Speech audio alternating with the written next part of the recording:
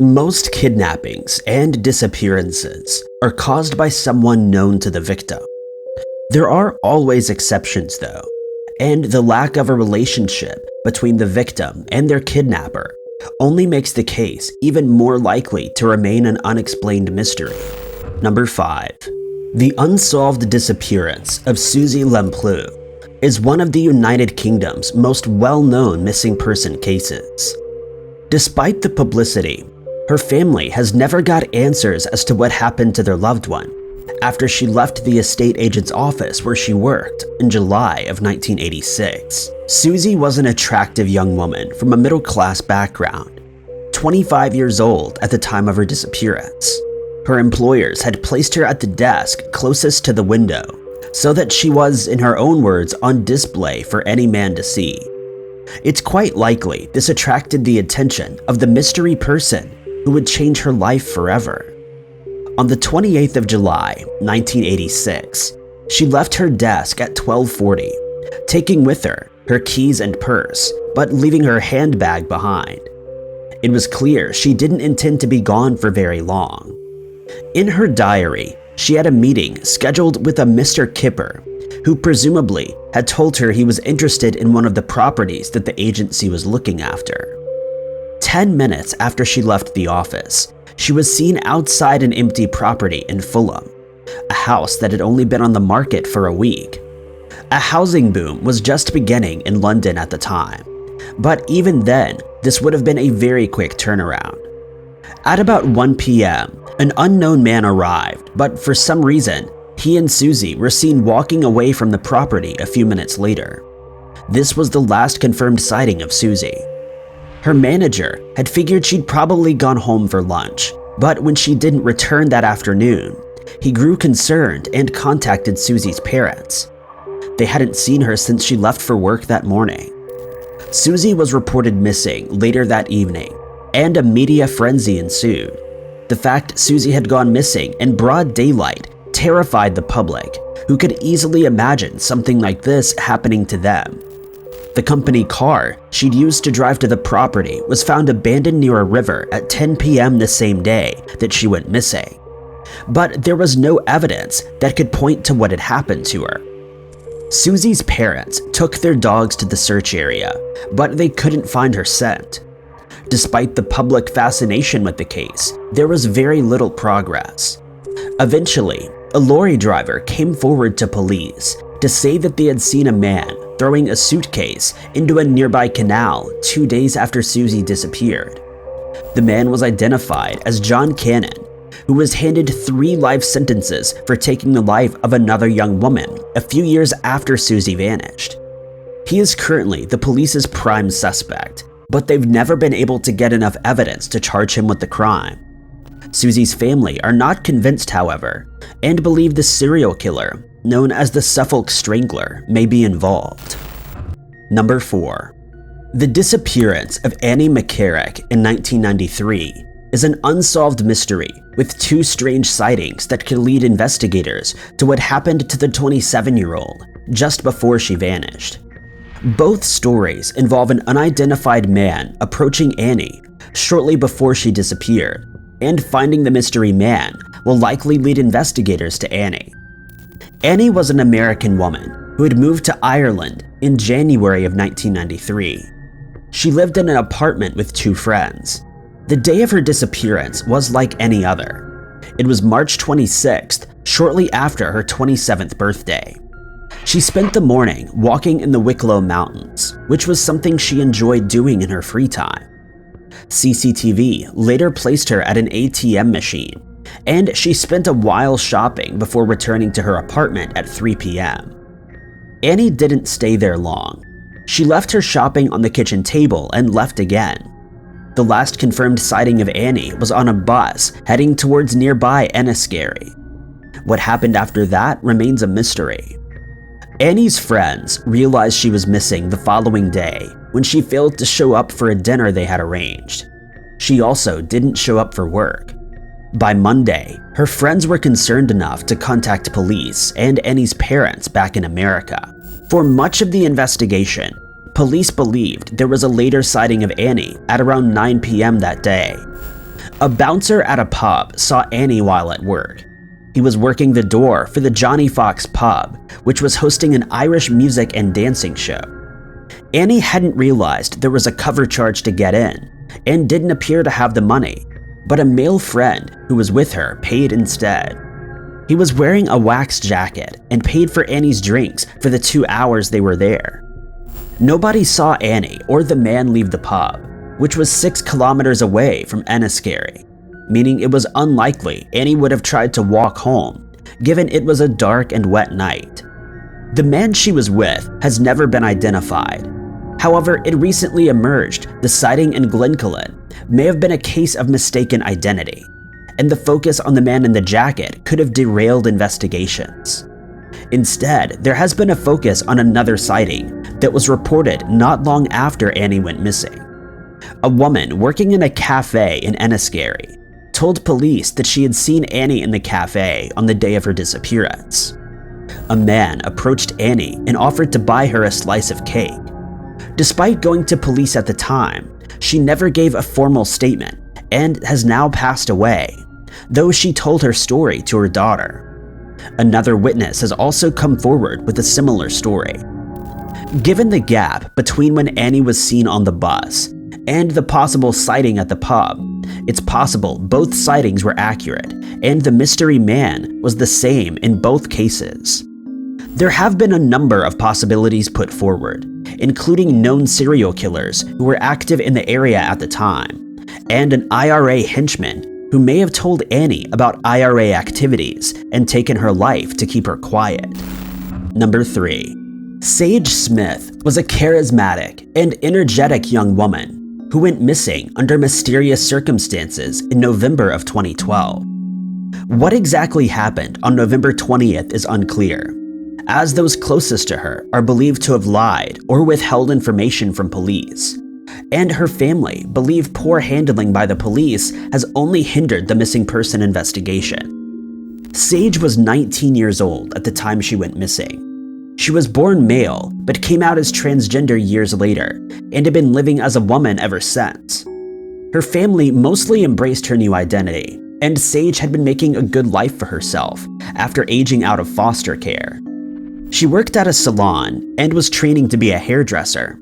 She also shared an apartment in Charlottesville, Virginia, with 2 other young women, Shakira Washington and Aubrey Carson. Sage had had a number of relationships with men. Oftentimes, they were uncertain of their own sexual identity and wanted to keep their relationship with Sage a secret for that or other reasons. This was the case with Eric McFadden, Sage's boyfriend at the time of her disappearance, and the last person known to have seen her. She was already in a relationship with another woman and was paying Sage to keep their relationship a secret. On the night that Sage was last seen, they had agreed to meet up at the Amtrak station. She left her apartment at 5:40 p.m., waking up one of her flatmates as she left. McFadden arrived at the meeting spot about 30 minutes later and began texting Sage, asking where she was. After several texts that went unanswered, Sage finally called him at 6:30 p.m. What was said on the call is unknown, but she was seen by her stepsister, who was waiting across the street in downtown Charlottesville. Her stepsister heard Sage say that she would be there in 5 minutes. Sage was reported missing the following day. Her flatmate, Aubrey, had been concerned when she hadn't returned home the following morning, and after a call with Sage's grandmother, agreed to report her missing if she hadn't shown up by 10 p.m. Police were slow to act, and Sage's family took things into their own hands. They gained access to Sage's phone account and discovered her last call had been to McFadden, who they didn't know at the time. They then discovered McFadden was also missing. McFadden would show up in New York. He spoke to police, but only through emails to his girlfriend. He said he left Charlottesville for unrelated reasons, but refused to come back. At first, he claimed he hadn't been with Sage the night she disappeared, and that she had stood him up, but he eventually confessed that they had met and had been walking together when they were approached by a group of people. McFadden claimed Sage had enemies, and he thought something bad was about to happen, so he simply walked away and apparently kept walking. His location changed over the years as he traveled along the West Coast.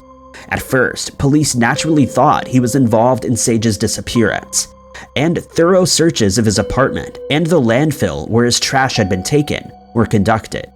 But there were no signs of Sage. They later determined that he had not been involved, but still believed he was an important witness and asked for him to return to Virginia. By this time, he had already stopped contact with his girlfriend, and he's not been heard from since 2013. Who the people Sage and McFadden had met remain unknown. It's possible the incident was connected to a fight that had taken place a few days earlier, but all the people who might be able to answer that question have vanished. Number 2. The unexplained mystery surrounding the disappearance of Trudy Adams is, on the face of it, a rather simple unsolved missing persons case. But delving deeper reveals a web of corruption, an ignored witness, and a possible connection with illegal substances. Trudy was last seen just after midnight on the morning of the 25th of June, 1978. She had been at a party at the Newport Surf Life Saving Club in New South Wales. It was an idyllic community of pristine beaches and a town where everyone knew everyone.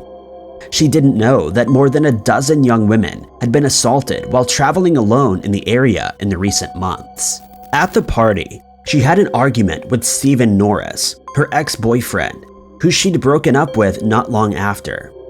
She left the party, and Stephen saw her catch a ride in a light-colored 1977 Holden panel van. Concerned about her safety, Stephen went to Trudy's house. She had told her mother to wait for her, but when Stephen arrived, her mother hadn't seen her since she left for the party. Trudy's parents and Stephen contacted police, and soon the disappearance became the biggest missing persons case in the state. Stephen was initially under suspicion, especially after it emerged the description of the vehicle he had seen Trudy get into changed.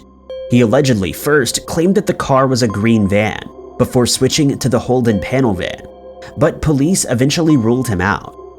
It was also considered possible Trudy may have been groomed to be a mule for illegal substances, as she was planning a trip to Bali, and its known organized crime surrounding the narcotics industry was a problem in the area. But this too was later ruled out. Extensive searches of a nearby national park were conducted. The bushland would become an even greater focus when women came forward with information about two men who had abducted them at gunpoint and taken them back to the park.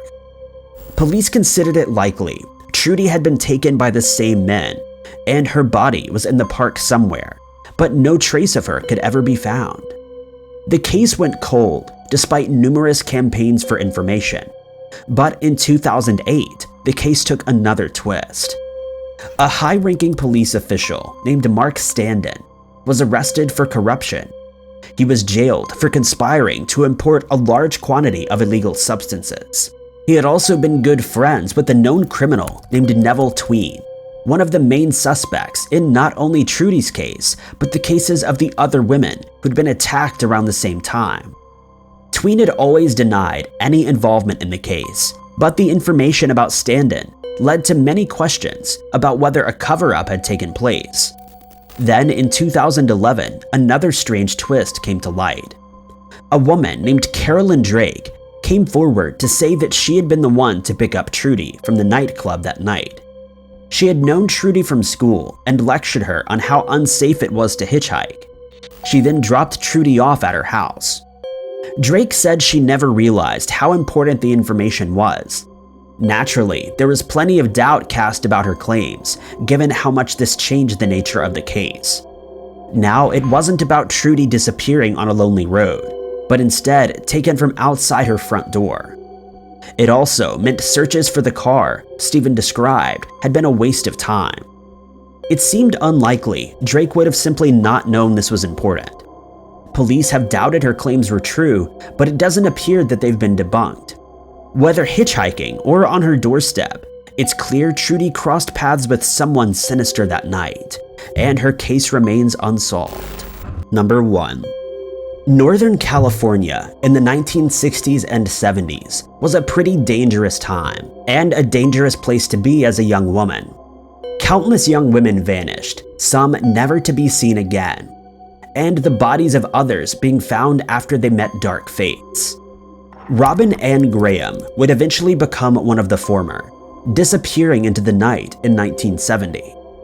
Robin was 18 years old at the time of her disappearance in November of 1970.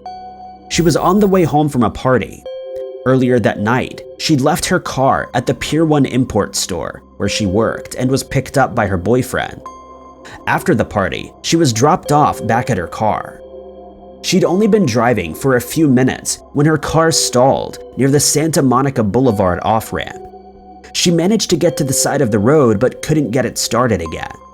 Not long after, she was approached by two officers in uniform in a patrol car who offered her a lift.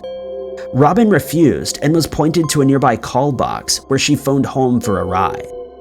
She was seen by the same officers 2 more times.